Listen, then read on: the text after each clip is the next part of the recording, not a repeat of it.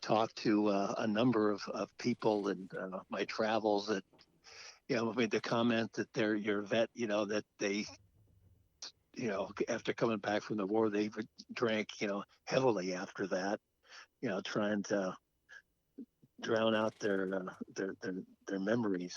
Yeah, that was a horrific experience that they went through. Again, these guys were just young guys in their teens or early 20s, and here they're overseas, fighting in a war, and they're gone for a year, 2 years, 3 years, and they're just living this war day after day after day. Mm-hmm.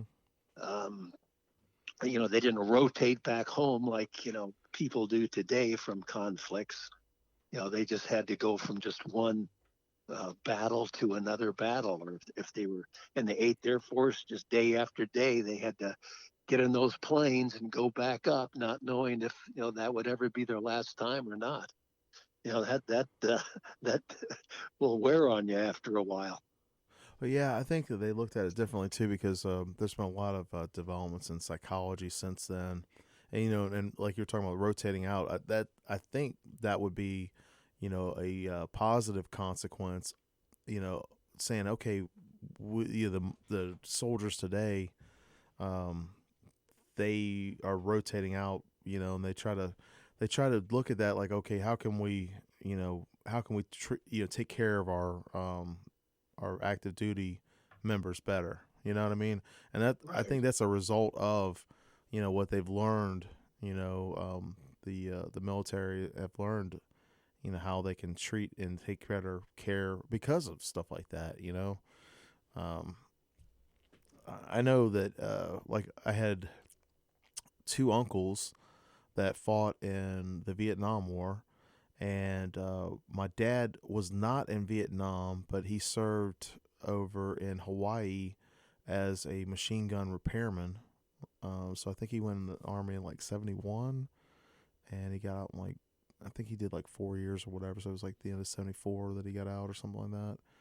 And he was, or it might have been '75, yeah. But he was a machine gun repairman during the Vietnam conflict or the Vietnam War or whatever. And one uncle was a sniper, and another uncle was like a truck driver uh, that drove supplies. And they both, my one uncle was just crazy. He's just the sniper uncle. He was just crazy, crazy. The other uncle, he had, later on in life, he had issues with that post traumatic stress disorder. And I think during World War II, they called it like shell shocked or something like that. Yeah, flak happy or shell shock or Yeah. yeah, yeah, So they yeah. were dealing with the same kind of things, but at the time they didn't have the psychology, or they hadn't studied it enough, Um, and we weren't as much of a developed nation. I think World War II really pushed the U.S. into being a superpower, uh, because of what we did during the war effort. You know, and a lot of civilian technology had changed because of World War II's, uh, because they had all this excess stuff, right? And so people could buy a house or buy a car and things like that in the 50s and 60s a lot cheaper than today, and wages were lower, but prices of goods and services were lower. And that generation of folks that went to war and they came back and they were working in the 50s and 60s and 70s or whatever. um it was just a different time, you know. It sure was. Yeah, I just look back, like I always liked the study of sociology and economics. Everything to me. I had a professor one time said that everything is either political, social, or economic. The reasons behind things. And there's a new book Malcolm Gladwell has called "Talking with Strangers," and he was talking about uh, Britain's Prime Minister Chamberlain was like the only statesman that went and actually had face to face meetings with Hitler. before World War II. And Hitler, and him, they had a couple of meetings and a couple of exchanges, and they had a translator, and and Chamberlain came back, after a meeting with Hitler, saying, he just wants, to get this territory back, that's mostly German, or it was German or whatever, and he felt, for Hitler's spell, and I think people, they talk about Nazis and they talk about Hitler and they talk about these things like, oh, whatever, in kind of like these broad strokes, almost as if, Hitler was some kind of cartoon character or something, some kind of fictitious, like just I mean, people know that he's a real person, but you see stuff today, like people comparing, somebody to Hitler or whatever in these broad strokes, and I'm thinking to myself, well, no, that's just absurd, because if you look at people like Hitler, Mussolini, Stalin, the things that they did to their own people, there's just no comparison. People have no concept. They just have no concept of the atrocities that occurred back then. Yeah. And the reason why I'm saying this is because I think people, because of technology and because of the ease of life that we have, like my wife is from Mexico, Mexico City, and we were talking about this last night. A poor person in this country lives like a king compared to a poor person in another country. Oh, absolutely. The amenities that we have, public transportation, education, housing, food, even clothing, things like that. That we have so many different programs here that are offered, and this stuff wasn't available. I mean, like FDR had introduced, what was it? The Great Social Works Project, the New Deal. Yeah. And that was coming out of the Depression, and then he is thrust in as president into World War II. And we weren't like a huge industrial nation by then. I mean, the Model T had only come out, maybe 15 or 20 years before, as a popular automobile, but most people didn't have cars, right? We didn't have. That's right. Yeah. When we looked at today versus yesterday, we have all these amenities, and it's kind of hard to imagine what those folks were living, but they lived through these things, like these travesties, and they went and did their job and came back, and and there's a lot of like untold stuff, and I think that's one of the things I admire about your book so much, is that you talk about, not only talk about, but you share, like the diary journals, and you share, the thoughts and the feelings that they were going through, and you also share the historical aspects of the time, kind of giving a reference, with the Belgian people and all too. So how did you take all of that research and your interviews, and you're going to these different meetings and things like that, and just kind of gathering all this information? How did you get that and filter it all together for like the bigger picture? Because when, the reason I'm getting at that is because of like the storytelling aspect of it. There's so many different moving parts, and you spent, what'd you say, almost 5 years or 4 years of research? Yeah, 4.5 years of research, and then 12 months actually writing the manuscript. How did it all just kind of click into place in your mind when you're writing it and trying to format everything together, and just making sense of this big jumbled mess? Because it's not gonna. You're getting parts and information at different aspects, and it's like, oh, wait a minute, how did this all kind of work together? Because the stuff that like your dad would have known, the stuff that the folks from on his pilot and his crew, crewmates and all that, everybody's got a different perspective. How did you mesh all that together? Well, yeah, the biggest challenge was, trying to put all this information together in, kind of a logical fashion. So, it would read and follow and flow, so the reader could understand it. And I decided I would use my dad's letters kind of in a chronological timeline, Okay. um, and that helped me organize it. And then I would just on a timeline just fill in all the things that were happening along that timeline. And then anytime and one thing I didn't want the book just to be a war book for guys. Right. I Right. wanted it to appeal to the general public, to people who uh, didn't care about didn't really know a lot about World War II. I wanted it to be a story about people and the human condition, so it appealed to men and women and people of different ages as well. And so I was going through, and I'd be writing about stuff, and one thing was kind of fun actually. My dad would refer to something in a letter or uh, something historical, and I would think, well, there's probably a lot of people that don't know what that means. Right. And so then I would kind of just add like a sentence or two or three to kind of e- explain what that was, or be, try to relate it to the reader and what that meant. Well, Like here's my wife, here's for example, when she read the book, she never knew what the term GI, where that came from, or really what it meant. And so I explained it in the book. And there's lots of little things Do you mind sharing like what that that. is for the audience? Oh well, it, originally it was galvanized iron, is because it's all this equipment was made out of galvanized So iron. like So GI it's Joe, a so galvanized GI, iron Joe.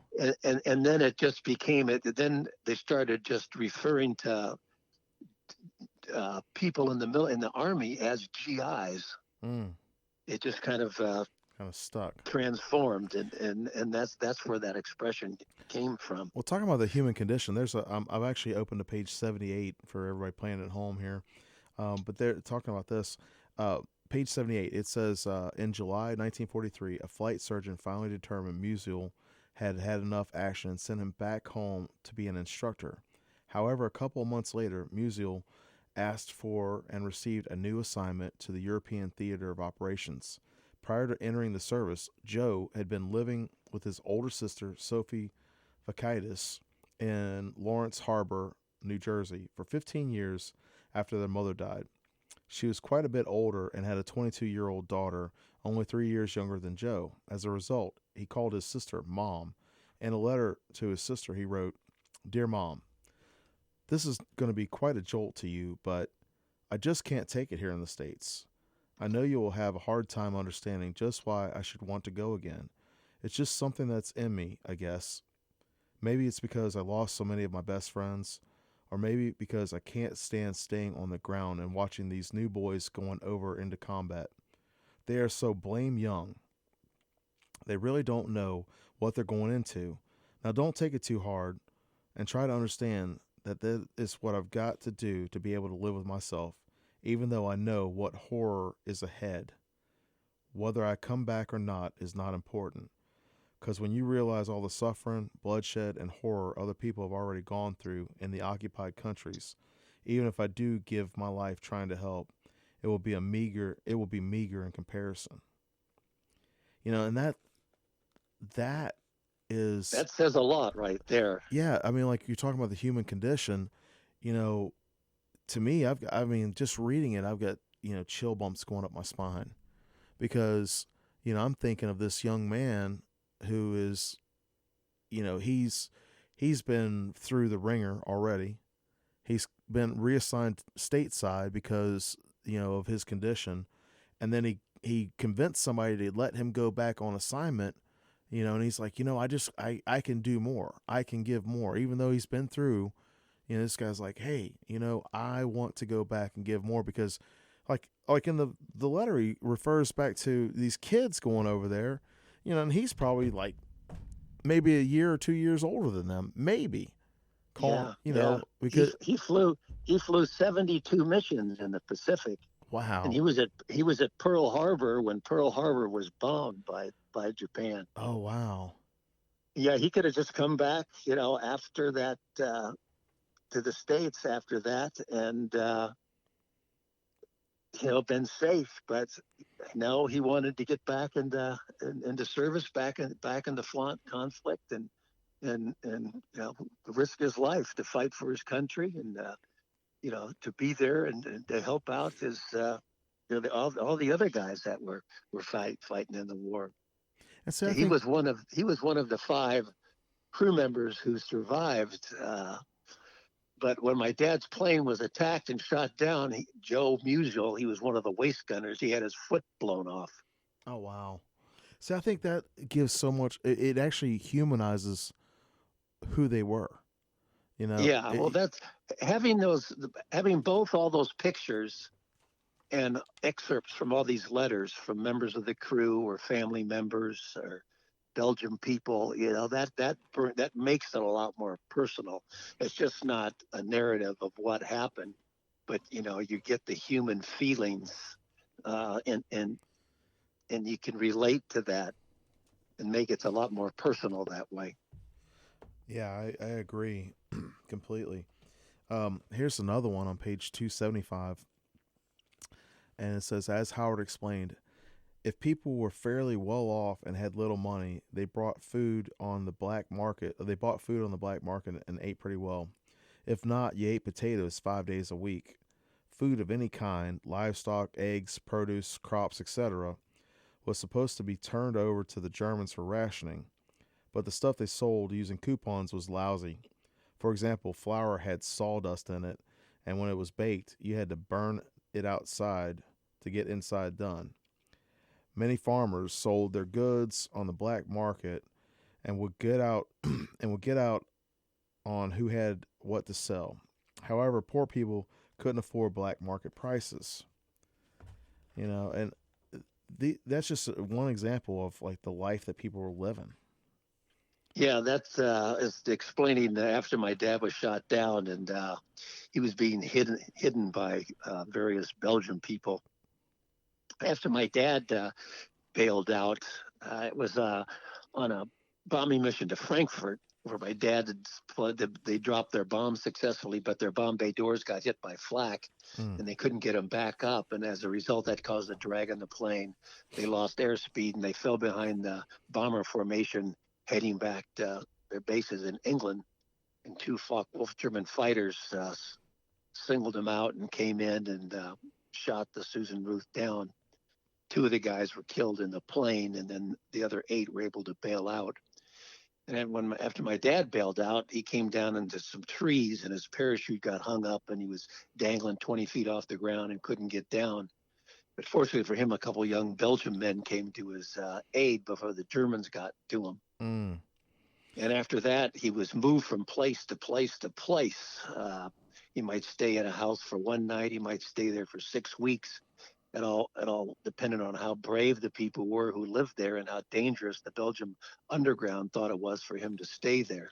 Yeah. And so what you just read, he was talking about, what was occurring, as he was moving around to these different people. As he said, some were well off, a little, well off, relatively speaking, in an occupied country by the Nazis, and some were not. But the people who hid my dad and other downed airmen, for that matter, were unbelievably brave. They risked not only their lives, but those of their family and friends.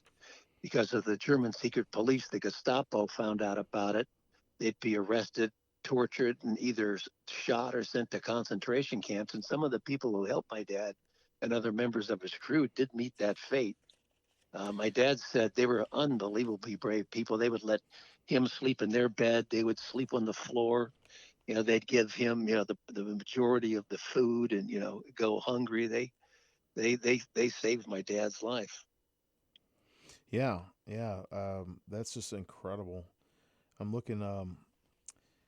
There's a chapter 27. It's called Belgium, And it says some history here. It says the country of Belgium is about the size and state of Maryland and came into present form as a result of the Belgian Revolution in 1830.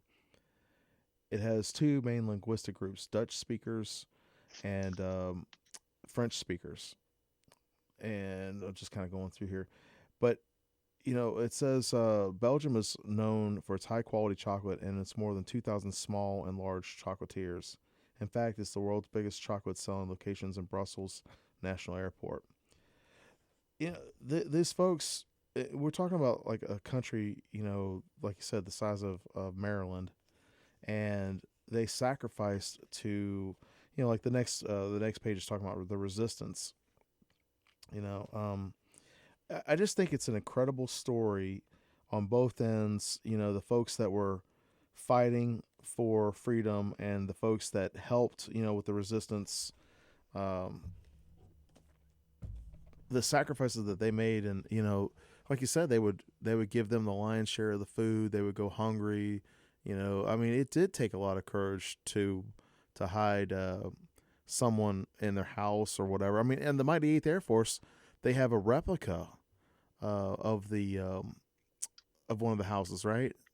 Yes, yeah, what they call a safe house, where that's a typical house where they would have like a false ceiling and hide airmen in the attic or in.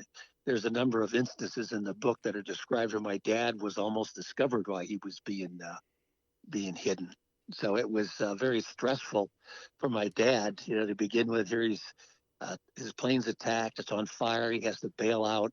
He comes down in a foreign country, he has no idea where he is, doesn't know what happened to his buddies on the crew, can't communicate with the U.S. military, and he's being helped by complete strangers.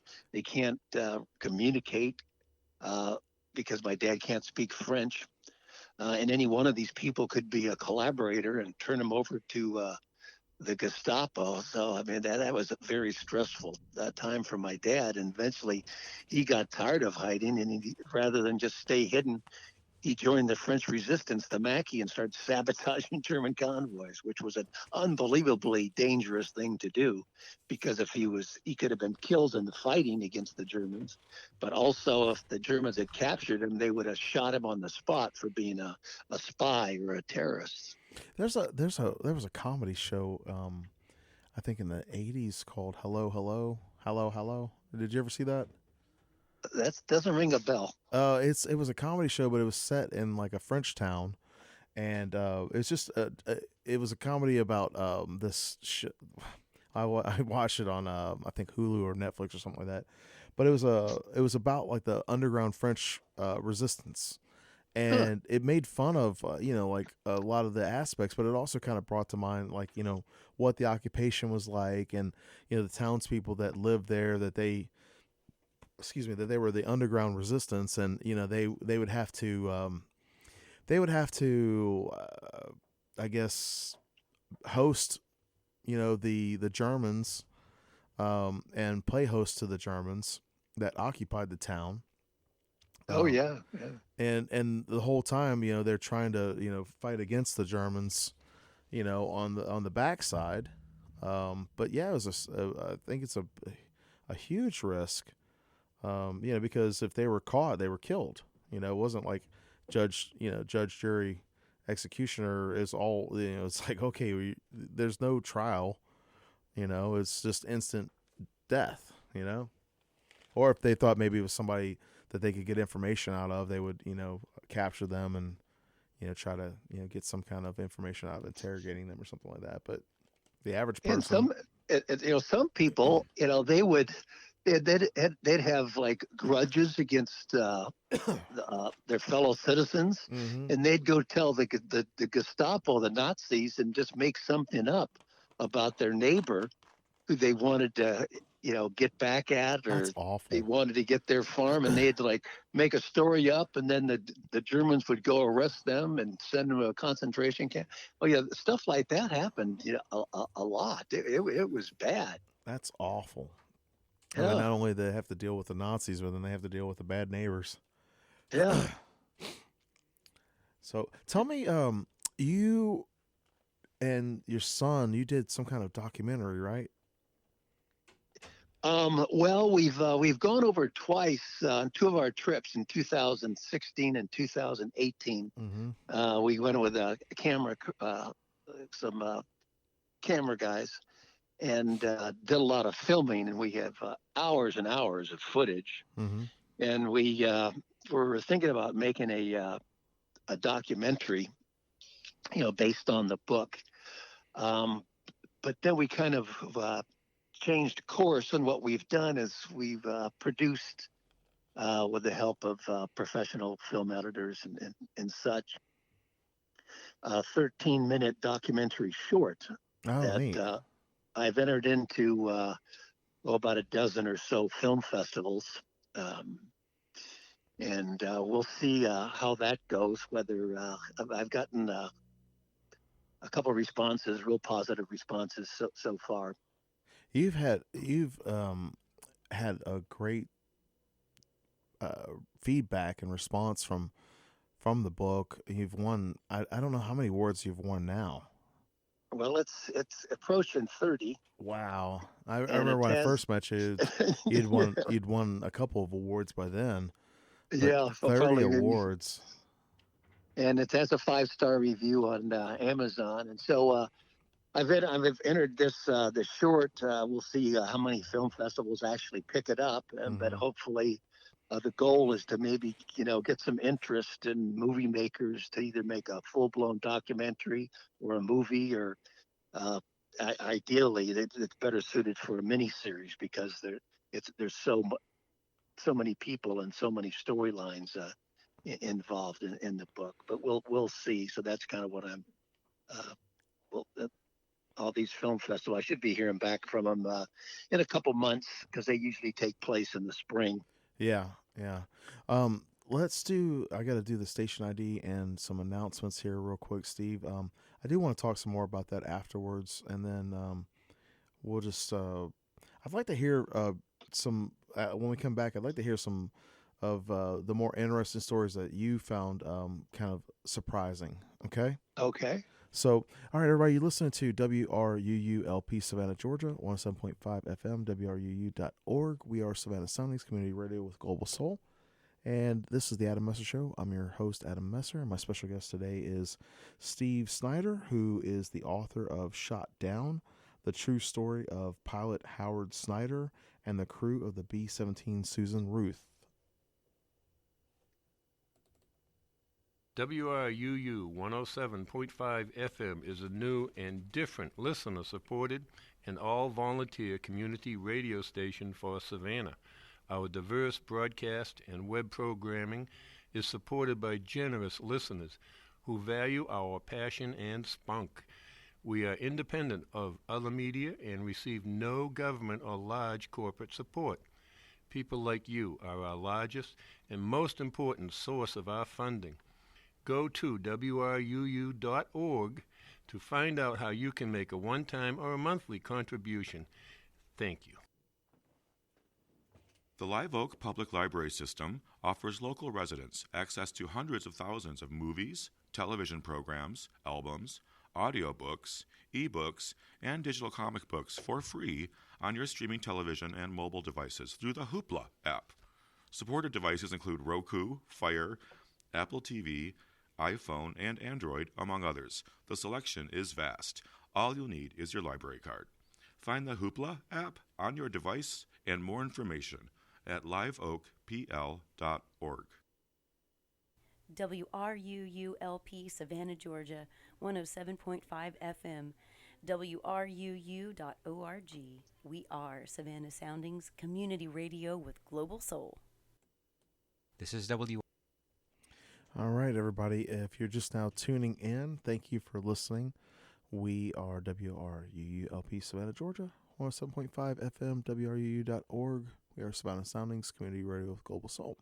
So, Steve, we have been chit-chatting a lot about different aspects of your book and your dad's life and the crewmen and, what they did in World War II and that kind of thing. What were some of the more fascinating stories that you found that kind of just surprised you about the about your research and things like that, and that you found out about him and the crew?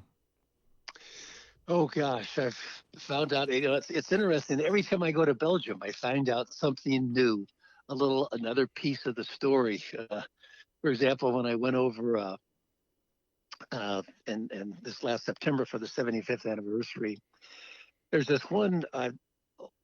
There's a lot of these houses and farms where my dad and other members of his crew uh, stayed in, or are still there, and I've been inside them, and it's so exciting to go inside these places where history took place so long ago. Yeah. There's this one farmhouse that I just been I was trying to locate. My dad stayed there for 10 days. It was a farmhouse, the Franken farmhouse. It was one of the two Belgian men that helped my dad down out of the tree after he bailed out.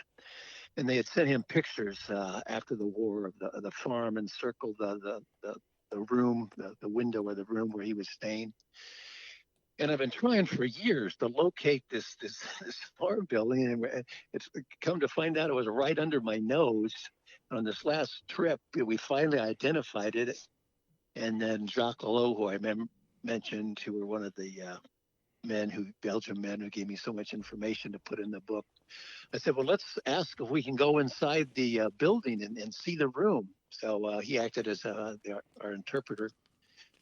Speaks French with these people, and they let us in. The farmhouse. It's not a farmhouse anymore. It's kind of a sundry store. But we went up and into the room where my dad stayed for 10 days, and it was so exciting to finally find this building and go into the room where my dad stayed, for 10 nights or 10 days while he was being hidden.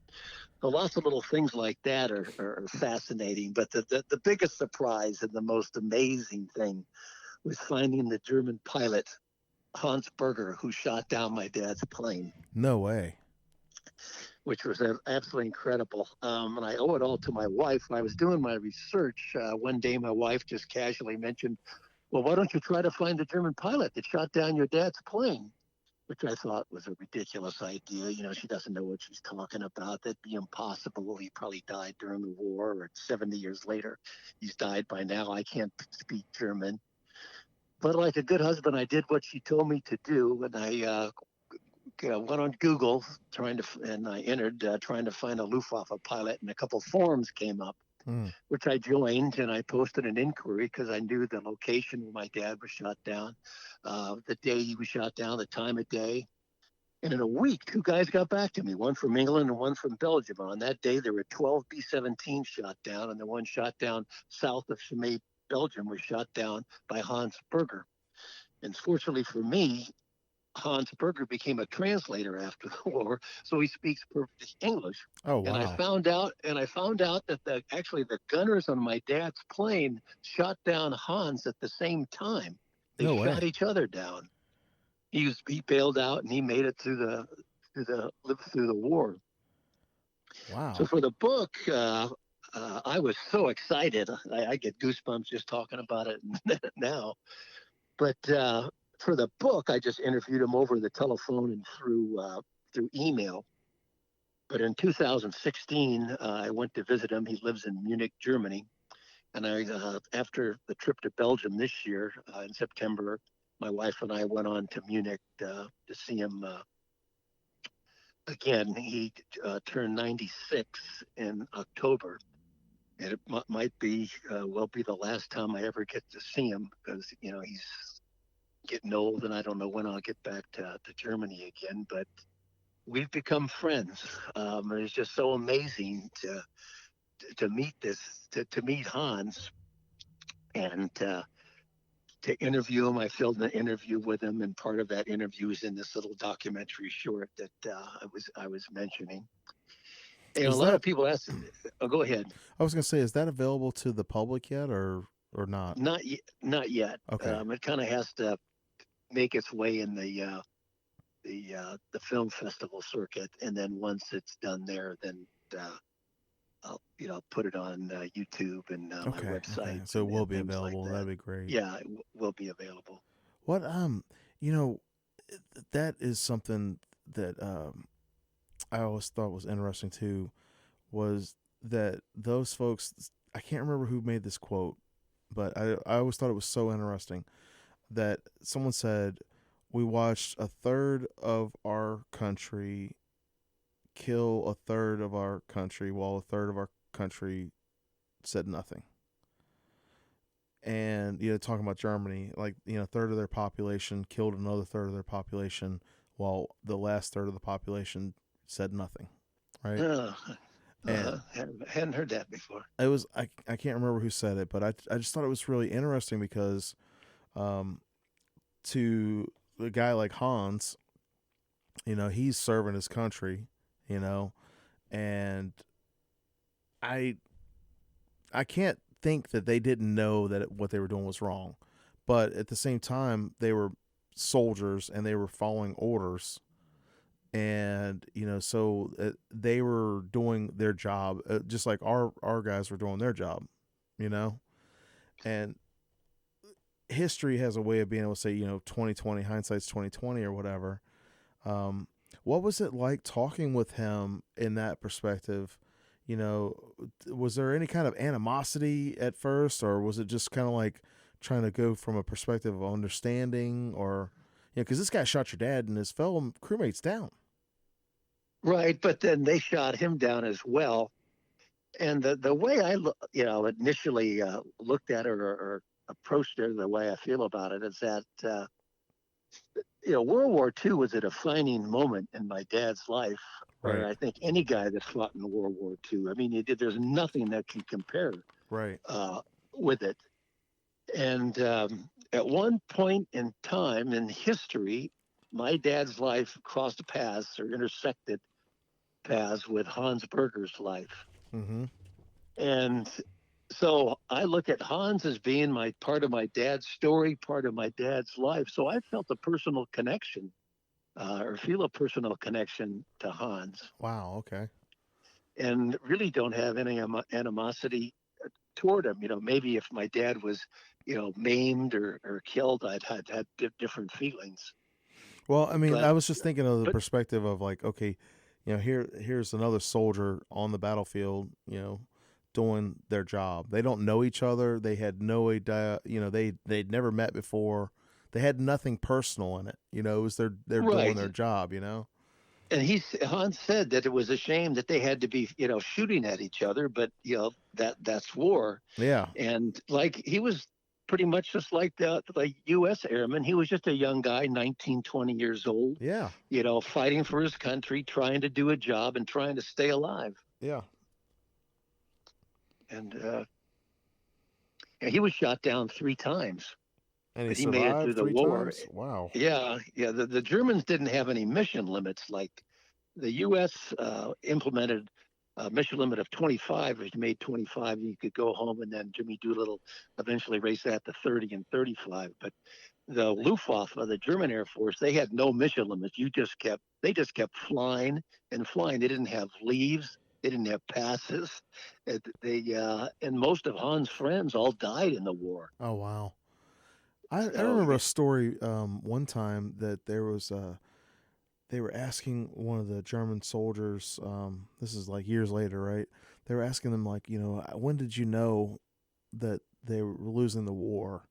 And he had mentioned that the Americans were getting postal packages, like cookies and stuff like that in the mail. And he was thinking like how they can get, the German soldiers weren't even getting like rations or whatever at the time. And these American soldiers were getting, cookies in the mail, and I guess the story went, that's when he realized, that they were losing the war or whatever. And, people always talk about logistics, logistics really are the backbone of any kind of military or really any kind of job or service or whatever. But I always think about it, like we were talking about the human condition earlier, and I always think about it from that perspective because, the front line people, they're not the decision makers. They make decisions, on the immediate front with stuff that they're dealing with on that day or whatever. but they're not the decision makers saying, okay, we're going to do this mission, we're going to do that mission. Those aren't the folks, and I think that's one of the things with, like that World War II, that it was such a, it wasn't just, the Germans, it was, there were a lot of travesties going on that, during that time frame. And I think it's easy to overlook the human, condition with, the real people behind the stories, because it's that had to be pretty hard, because as you're saying, Adam, the guys that were fighting it, they knew, pretty quickly or pretty soon that we're not going to win this war. Right. We're losing this war. Different guys probably recognize that at different points, but they had to continue fighting even though they knew that, because of Hitler and Goering and the other, well, they knew if they the abandoned their Party. posts and they got caught, they were going to get killed. So it's like, And so here you go. We're going to lose the war. I got to keep fighting. I'm most likely going to get killed, when you knew there was really no point to continue fighting. Right. That had to be pretty demoralizing. Well, yeah. And then, after the war, it was,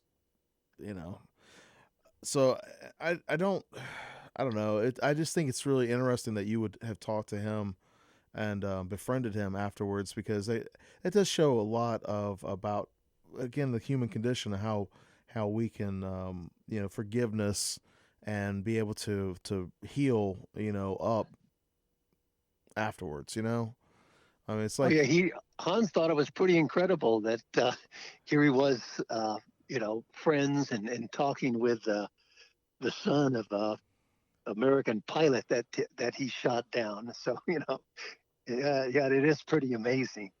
Yeah. Did he, when you were talking with him, did it kind of, give him any kind of closure, or any kind of, did it lift any of that guilt off of him at all, or? Well, I'm not sure about that. I noticed a big difference in the 2 years from the time, well, actually more than 2 years, from the time I first interviewed him to now in 1919. Over several years, he's, as each year goes by, becomes more reluctant really to talk a lot about the war, because it brings back too many painful memories. Right. And again, because of so many of his friends dying, and after the war, when the war ended, all the German soldiers had to go back to the towns where they were born, and he was born in Dresden, which was in the East Germany, which was occupied by the Russians. Oh, wow. And there was nothing there. Germany had just been bombed to smithereens. Right. And one day, this doctor friend of his came to him, and he said, I found out that the Russians are going to come and arrest you tomorrow and send you to Siberia. What? Which if that had happened, he would have died in a prisoner of war camp in Siberia. Oh my gosh. But that night he snuck across the border from East Germany into West Germany, into the zone controlled by the Americans, and that saved his life. So it wasn't just during the war, but even after the war. Yeah. It was really stressful and hazardous for Hans. Yeah. I think it's a neat turn of events, that your wife made a suggestion, and it turned out to be such her. Yeah. Literally, it was such a great suggestion, and it gave a lot. It added a lot of value to that story. One thing we haven't talked about, we've got about another 10 minutes or so. One thing we didn't talk about, your dad was married to your mom, and your sister was a year old. Right. What? The plane was named after Susan Ruth. My mother's name was Ruth. And then my other sister, Nancy, was born when my dad was missing in action. Wow. So that was really tough on my mom. Well, let's tell me about what your mom did during that period of time. I mean, how did she make it through, and what was she doing? Did she work in a factory or anything like that, or? Well, after she was a history major and then got her teaching credential at UCLA, and then she started teaching for a little while, but then uh, she got pregnant. Actually, that's how my dad got get in the Air Force initially, as a result of the first peacetime draft in history implemented by Franklin Roosevelt in the fall of 1940. My dad went in the Army in 1941, Mm. and he was stationed up at Fort Lewis, Washington. Um, and then right after Pearl Harbor on December 7th of 41, my mother was, really nervous about the future. So she went up to visit my dad in Washington over Christmas, and she got pregnant. Uh-oh. And my dad didn't think he could support his new family very well on a private's pay in the Army. So he volunteered for the Air Force, where he could make more money, especially if he could make it through pilot school Oh, and wow. become an officer. So once my mother got pregnant and started showing, back then you couldn't teach school if you were pregnant. Right. Back, they had a lot of different rules back then. So she had to stop working, and then my dad would send home his pay to my mother, and then her parents gave her some money for a down payment for a little tiny house in Pasadena, and there she was, with Susan, 1-year-old Susan, and infant Nancy, not knowing if she'd ever see her husband again, because as I said, he was missing in action for 7 months after his plane was shot down. But she did have a great family support. She had, her parents and my dad's parents and sisters, and she had a lot of moral support. And then to try to, it also, my parents were very strong Christians and had a deep and strong faith. And so they prayed a lot. Mm-hmm. Were you born after your dad came back, or? Yeah. I wasn't born until 47, a couple of years after the war. It's funny that this is in the book. All these letters that my dad wrote to my mother while he was stationed in England. He always referred to the baby, because she was pregnant, Mm-hmm. as Steve or Stevie. But it turned out to be Nancy. He didn't know whether he had a boy or a girl until he got back to England. Okay. Okay. So you got named Stevie because of that? Yeah. Oh, wow. And so yeah, I came along a couple of years, and I was always interested in World War II, because when I was growing up as a kid, we used to play Army and Soldier all the time, and there were so many movies that came out about the World War II. Yeah. In the 50s when I was growing up. Oh yeah. I remember as a kid there were a ton of war movies. There are not so many now. I think, like we were talking earlier about, I think society's kind of moved forward and they've kind of moved on a little bit from it. But I'm so glad that you've documented your dad's story, and not just your dad's story, but the crew members and the Belgium folks and things like that. And it's a really neat way to, I think you've brought this history to life with it. So, well, Steve, thank you so much for being on the show today. Where can people check out your book and your other stuff? Sure. Well, if you live in Savannah, you can pick it up. You can pick up signed copies at the gift store there at the Mighty Eights Museum. Most people buy the book on Amazon. It's available as both hard cover book, paperback book, Kindle, any electronic format, Nook, what have you. And it's also available as a audio book, although there's no pictures in the audio book. Right. You miss out on that. If someone wants an autographed copy of my book, they can go on to my website. On the homepage, you can order an autographed copy. And it's SteveSnyderAuthor.com. Snyder spelled SNYDER. Awesome. SteveSnyderAuthor.com. Well, thank you so much, Steve, for being on the show today. I really appreciate it. Well, thank you, Adam. I've enjoyed it. Appreciate it. Merry Christmas and happy holidays and a happy New Year to you. Awesome. And you're going to be back in February, right, for the Super Museum Sunday? Yeah, I think it's the Sunday after Super Bowl. I forget what that is, like the 16th or something like that. I think I forget. Awesome. So yeah, I'll be at the museum again signing copies. Okay. Well, thanks a lot, Steve. And I'll post this on the thing again. And everybody, you've been listening to Steve Snyder, the author of Shot Down, which is the true story of pilot Howard Snyder and the crew of the B-17 Susan Ruth.